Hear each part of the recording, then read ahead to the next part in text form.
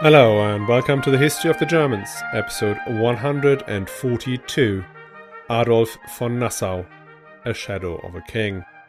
And this is, by the way, also episode 5 of season 8, The Holy Roman Empire, 1250 to 1356. After the death of Rudolf of Habsburg, the Electors chose another, now a truly impecunious count, Adolf von Nassau, to be king. They chose him over Rudolf's son Albrecht and over the overwhelmingly most powerful prince in the empire, King Wenceslaus II of Bohemia. Now, this cultured and competent man became known to German history as a Schattenkönig, a shadow of a king, unable to wriggle out of his ties to the overbearing Electors. Acting as a mercenary in the pay of King Edward of England and failing to create his own Hausmacht in Thuringia, many history books skip over his 6 years on the throne. Nevertheless, the events around his election and deposition form another crossroads in the history of the German lands that set the Holy Roman Empire further down the path to be neither holy nor Roman nor an empire. But before we start, I have a tip for you. If you are a fan of University Challenge, and quite frankly, who would listen to 140 episodes of obscure German history and isn't, tune in on April 8th at 8:30 GMT on BBC Two for the final. For those of you not based in the UK, University Challenge is a quiz show running since 1962 where university teams compete with each other.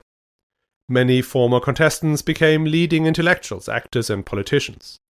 The questions are such that most people feel incredibly smug if they get 2 or 3 right per show. Now, one of your fellow listeners, Justin Lee, is on the team of Imperial College, and my god, he and his team are smashing it. They're now in the final. And last week, Justin even got a question on Frederick II, which he obviously aced. The final will be epic, since their likely opponents are no slouches. So go tune in on BBC iPlayer on April 8th at 8:30 GMT. And if you're abroad, you can watch it through a VPN. And as always, I want to give special thanks to our patrons, Mike R., Carl S., Wayne D., Catherine E., Grant M., and Bobby K., who've kindly signed up on patreon.com/History of the Germans. And now, back to the show. On July 14th, 1291, King Rudolf I of Habsburg went on his last journey to Speyer, the burial place of kings and emperors since the days of the great Salians, Conrad II and Henry III. And one would expect that once the magnificent gravestone was placed over the mortal remains of the man who had ruled the realm for 18 years, the immediate next step would be to call the electors to Frankfurt to choose a new king. But for months, nothing happens. Finally, in November 1291, 5 months after Rudolf's death, does the Archbishop of Mainz, as Arch-Chancellor in charge of elections, invite the other electors to an imperial diet in Frankfurt on May 2nd, 1292. So why did that take so long? Since the election of Henry the Fowler in 919, the imperial crown was formally an elective monarchy, though in practice, as long as there was a son, and that son was not a minor or obviously incompetent, the son had followed the father on the throne. And Rudolf von Habsburg had a son, Albrecht, the Duke of Austria. Albrecht was born in 1255, so he was already 36 years of age. He was a competent, though not particularly likable, ruler of an imperial principality. Plus, he had 12 children, more than enough to ensure the continuation of the dynasty. So, by tradition, the electors should choose Albrecht von Habsburg. But they did not. We talked last week about Rudolf's effort to ensure Albrecht's election during his lifetime, and the unwillingness of the electors to support his candidature. Once his father had died, Albrecht seemingly tried to gain support amongst the electors. Ludwig, who was Duke of Bavaria and Count Palatinate on the Rhine, was however the only elector he could bring over to his side. Attempts to get close to the Archbishop of Cologne seemingly went nowhere. We know practically nothing about the early stages of the negotiations, so it's hard to gauge whether Albrecht had made any advances to the other electors and whether they had any chance of success. The earliest documents date from the spring of 1292, when the discussion must have been going on for 6 months already. You get a glimpse of what the thinking of these guys was from the letter one of the electors, the Duke of Saxony, wrote to King Wenceslaus of Bohemia.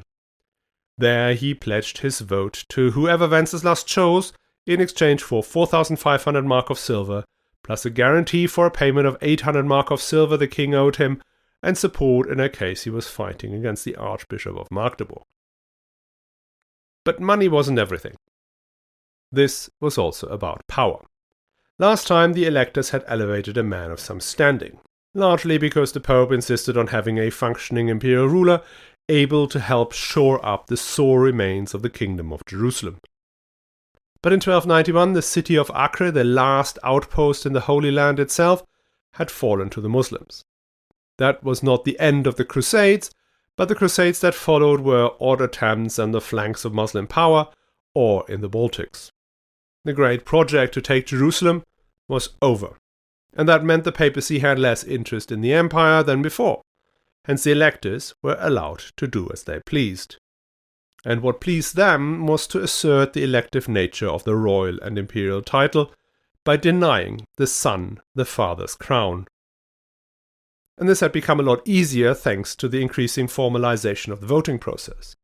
In the past, an ambitious candidate could get himself elected through tactical bribery and the intelligence scheduling that kept hostiles away from the electoral diet. Conrad III did that, and to a degree Frederick Barbarossa.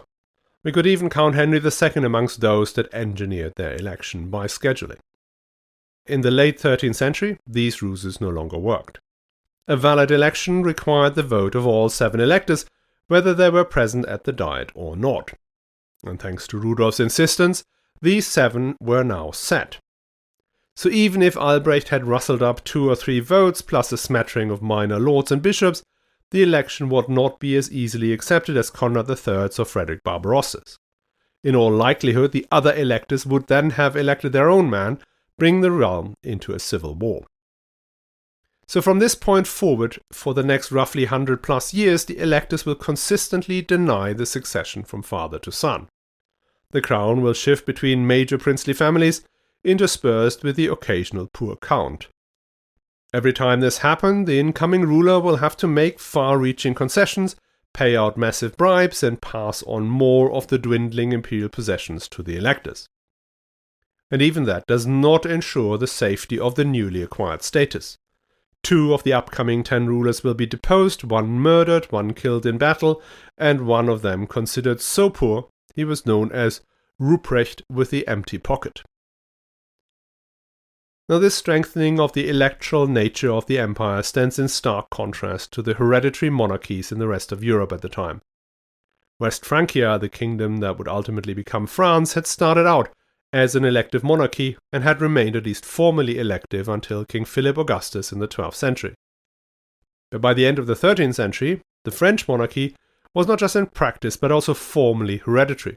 Its king was given the epithet of most Christian king and had achieved the status of sacred monarch, able to heal the sick purely by his touch. Hereditary kingship incentivizes the ruler to consolidate powers under the crown, rather than in the hands of his family. If a ruler can be sure that his son will become the next ruler, it's sensible to seize vacant fiefs for the crown and invest in a bureaucracy that supports a centralizing monarchy. If, on the other hand, a ruler can be sure that his son will not become king, as had been established at the election following the death of Rudolf von Habsburg, the incentive model shifts. Building up royal powers, as Rudolf had done with his revindication policy, did no longer make any sense. All the fruits of these efforts would go to someone else, most likely one of the king's rivals. And worse, the more powerful the role of king, the more likely the next king would go after his predecessor's recent gains. So, the rational move was to use the temporary position as ruler to expand the family fortunes so that the clan would be powerful enough to field the candidate in a later election and the whole game starts again. Historians of the 19th century have censored the electors for their decision to break the dynastic chain. Their actions, they claim, had condemned royal power to be hollowed out further and further until the famous Voltaire quip about being neither holy nor Roman nor an empire had become a reality. But is that justified? Could we have expected the electors to choose Albrecht von Habsburg as king in 1292? Should they have given the Habsburgs the opportunity to build out royal power in the empire, first in Swabia and Franconia and then reaching out into Saxony and further north and east? Could they be expected to sacrifice their interests so that the Regnum Teutonicum could go down the same path as the French and the English kingdoms with just 100 or 200 year delay? The French monarchy, which was in an equally dire situation in the mid-11th century, was allowed to build up its power base over time. What happened there was that the mighty dukes and counts surrounding the Ile-de-France did not care much about the royal title, because it did not contain much actual power. And even if one of those mighty dukes or counts had developed an interest, they were so deeply disunited that they would have found it very difficult to agree on one amongst their own. So the Capetian kings were left alone, passing the crown from father to son and patiently building themselves up to the point where they could challenge and then take down the mighty dukes and lords, one by one.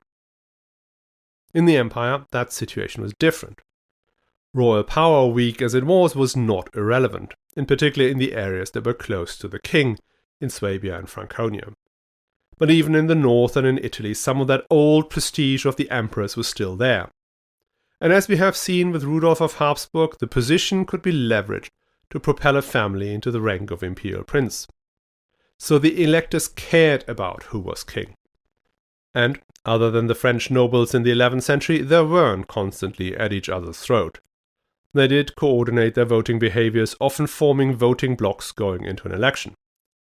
So, the electors could choose to make someone a powerful ruler, which would be the best solution for the empire. But for each of them individually, that wasn't a great outcome. Unless one became the powerful monarch himself, the increased power of the king would come at the expense of their own position. Acting in one's own interest in this situation is what economists call a prisoner's dilemma, not a moral failing. And so we find that from now on the choice of a powerful ruler as king required special circumstances, be that war and other threats, coercion, lavish bribery, or firm commitments to respect the elector's rights, which in turn reduced royal power further. In 1292, there was no threat of war, otherwise no coercion by the Pope, no overwhelming bribery, so the electors could avoid choosing Albrecht. This also explains why the electors did not choose Wenceslaus II of Bohemia to become king in 1292. When his father Ottokar was already a hugely impressive ruler, his son Wenceslaus II exceeded him.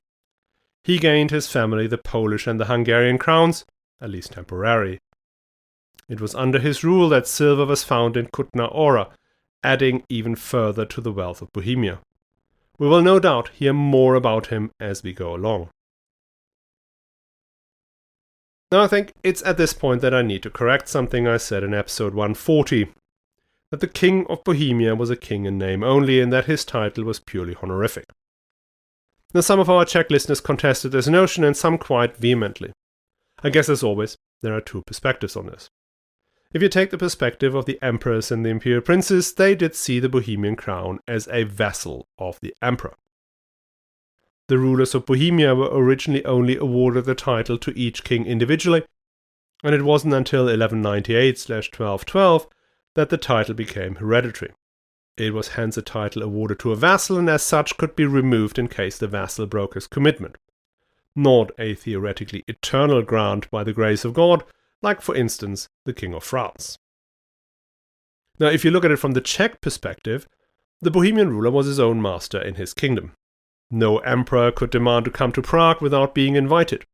Emperors did not exert influence in domestic affairs within Bohemia, and the King of Bohemia could not be summoned to imperial diets unless they happened near the Bohemian border. Hence the kings of Bohemia may have regarded the vassalage relationship as a formality, worth accepting in exchange for the influence on the politics of its closest and largest neighbors.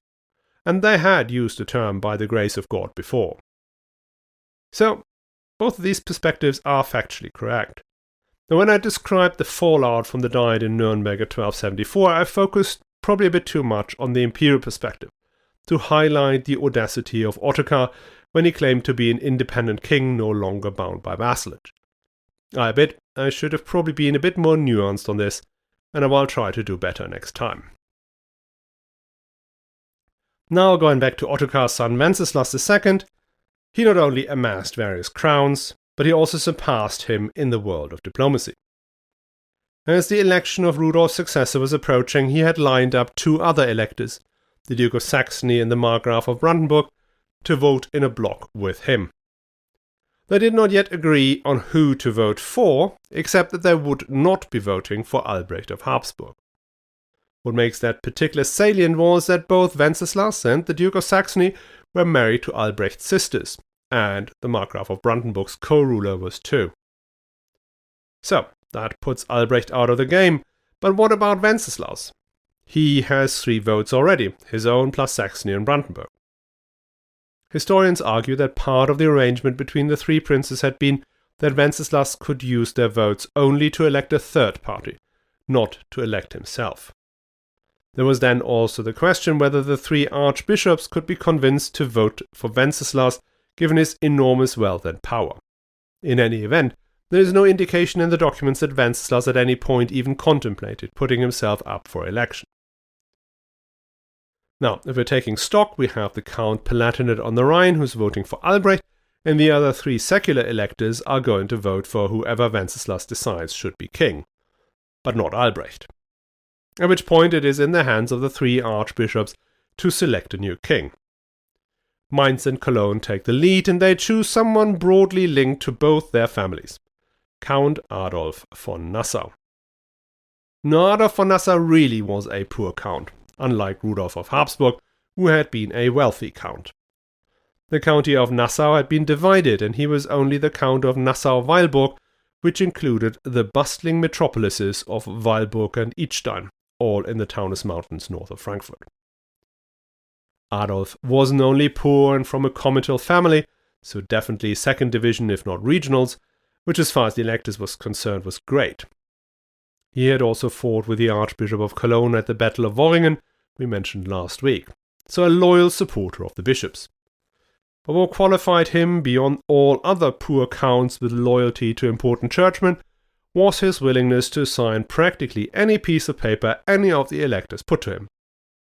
So Adolf promised the Archbishop of Cologne to pay him 25,000 mark of silver, return castles and towns lost during the War of the Limburg Succession, curse the city of Cologne to do penance before the Archbishop, never to let Cologne become a free imperial city, never to admit any of the Archbishop's enemies or their representatives to his council, etc., etc. Similar arrangements were signed with the Archbishop of Mainz, who was given 2 cities in Thuringia, the representatives of the King of Bohemia, who received the imperial lands around Eger and Pleißen, as well as the promise of a favourable decision should Wenceslaus claim the return of Austria, Styria and Carinthia from the Habsburgs, and so on and so on and so on.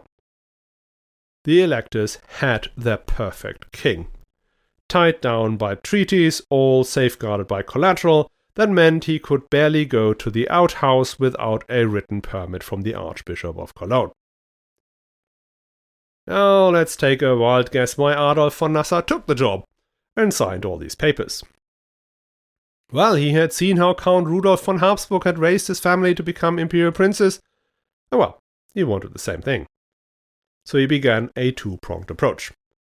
On the one hand, he started a diplomatic dance aimed at getting himself out of these agreements he had signed at the start of his reign. And he was a cunning little count. He became very active in the areas a king was expected to deliver on, peace and justice. He travelled relentlessly around the parts of the kingdom accessible to him, and wherever he went, he heard cases as a judge, and he renewed the Mainzer Landfrieden. His court attracted Minnesänger and many nobles out for a good time, and that gave him enough standing in the land to gradually slip out of the political ties to the archbishops. He entrusted the role of Vogt for the Lower Rhine to John of Brabant, the enemy of the Archbishop of Cologne, and he managed to marry his daughter to the new Count Palatinate on the Rhine, who he then tied to himself through various treaties. He reconciled with Albrecht von Habsburg, which meant disregarding the Bohemian king's demands for Austria. All that is great. but does not make one an imperial prince. The opportunity arose when the House of Wettin collapsed into one of its customary internecine feuds. If you want a more detail, check out episode 107, The House of Wettin. But in broad brushes, the Landgraf Albrecht, called the Degenerate, had been at war with his entire family for a solid 25 years. He had fought his father, his sons had rejected his wife, who also happened to be the sole surviving legitimate child of Emperor Frederick II, and he chose to pass all his vast possessions, the Margraveyard of Meissen, the Landgraveyard of Thuringia, and the Land of Pleissen, to his illegitimate son. The wars that this policy engendered were vicious and destroyed the immensely wealthy Wettiner lands. When Albrecht the Degenerate was defeated by his sons, he fled to the court of King Adolf. Adolf treated him kindly and offered to buy his rights to the Wettiner inheritance. The price, a mere 12,000 marks of silver, was a ridiculously low sum given that these lands included the mines of Freiberg, one of Europe's richest sources of silver. The reason for the discount was that Albrecht the Degenerate was not in control of any of the lands he sold to Adolf, not of the Margraveyard of Meissen, not of the Landgraveyard of Thuringia, and not of the Pleissenland. They were held by his sons, Frederick the Bitten and Dietzmann. To gain his prize, Adolf invaded at the head of a royal army in 1294 and pushed Frederick and Dietzmann out. This could have been Adolf's great moment, the equivalent of Rudolf von Habsburg's battle at Dürnkruth. The Landgraveyard and the Markgraveyard were each imperial principalities and, though for the moment devastated, inherently incredibly rich. But it was not. There were a few problems. As I mentioned, Adolf wasn't a rich man. As king, he now had the revenue from the royal domain that Rudolf had so kindly assembled for him, but that was never enough to fund a military expedition into Thuringia. Nor could he count on the electors to support him in an endeavor that was exactly the kind of thing they had wanted to avoid with all their endless contracts. So the source of funds came from abroad. King Edward I of England had begun hostilities with France in alliance with Flanders and Burgundy, and he was looking for a diversion that would bind French forces whilst he attacked from the north. King Adolf von Nassau was to provide that diversion. There was an official treaty between Edward and Adolf that was all royal alliances and high politics, but underneath was a pretty simple deal. Money for swords. Adolf had no particular reason to attack France, certainly not in the middle of his Thuringian operation. But the money came in handy, and, well, he actually never attacked the French. It all stayed hush-hush until some clergymen found out, and the Pope castigated him for acting, well, not like a king, but like a mere sellsword. Things weren't helped when it later surfaced that he had also taken money from the King of France as well, this time for not attacking. Now, meanwhile, in Thuringia, Adolf's policy began to ruffle feathers with the electors. Meissen and the Pleissenland were areas that Wenceslaus of Bohemia regarded as part of his zone of influence. Like his father, he was not too keen on having a king of the Romans, now augmented to imperial prince, on his doorstep.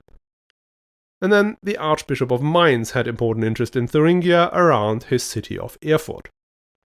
And he also got a bit miffed when Adolf replaced him as Landvogt of Thuringia with one of his supporters. Now, Adolf might have got away with all that had not several electors come together in 1297 for Wenceslaus' much-delayed coronation in Prague. This may have been where they first floated the idea, but by 1298 it went from mere chatter to serious talk about deposing the king.